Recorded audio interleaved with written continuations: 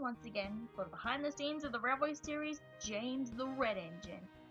Surprisingly enough, despite not being in one of these interviews yet, our splendid Red Engine has been mentioned in both previous ones.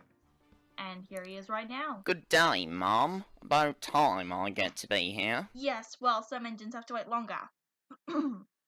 Anyway, James, I understand you are designed differently to your brothers and sisters. Care to give us the details? Well, I was given a front pony truck and a slightly bigger set of driving wheels to try and incur the nosediving my siblings were notorious for. But I think due to my wooden brakes, it didn't go so well. What was the deal with wooden brakes anyway? They were dangerous from the start. They were all out of iron brake blocks when they built me, so wooden ones had to do. I tried asking them for the iron ones, but no one would listen, and therefore... You crashed. But you did get a red coat of paint, so that's something. What got you to choose the colour red anyway?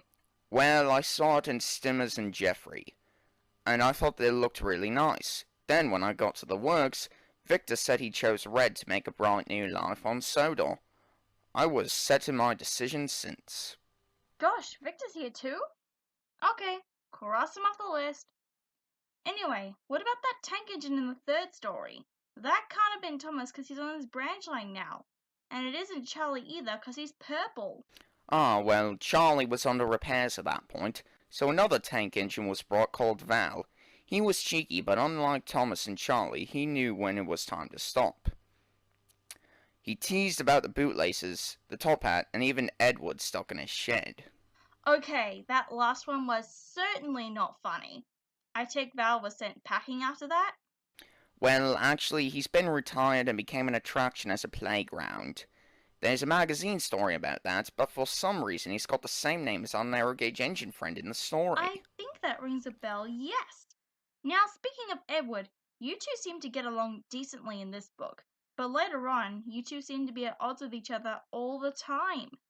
With Gordon and Henry, it's the opposite effect.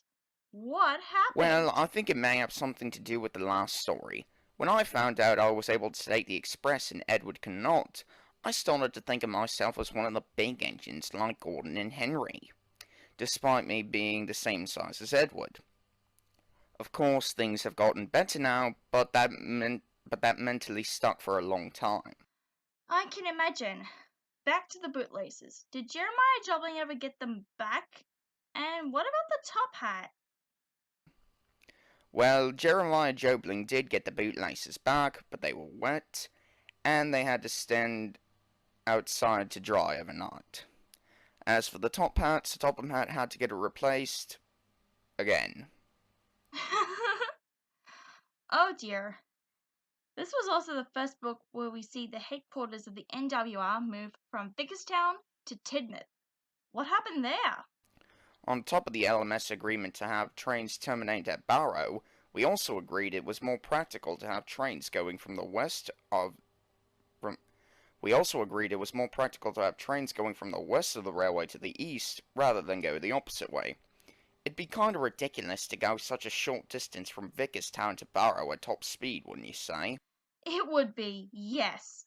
And it said that the station was redone in 1927, 1928-ish to a more standard design for the smaller stations. Any particular reason? Well, it didn't need to be a grand entrance for Sodor anymore, so basically we just refurbished the entire thing and installed the railway museum up there. It worked well. Ah, yes. Henry mentioned something about the railway museum. Is it very busy? Oh yes, tourists come to see it whenever they can, and we even have rail tours on Sodor. And when the workload is busy, we usually ask one of the few engines to come help us. It's quite convenient, really. That's cool how your friends get the chance to pull normal trains once in a while.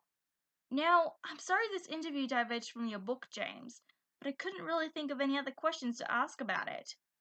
No, it's alright. The thin clergyman said he didn't like this book very much anyway.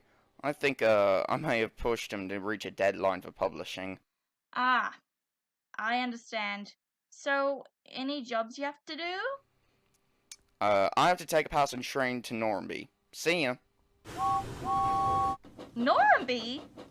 Isn't that on a... Okay, I guess he's filling in for another engine. Well, tune in next time where we see just what antics Thomas has been getting up to on the Farquhar Ranch line.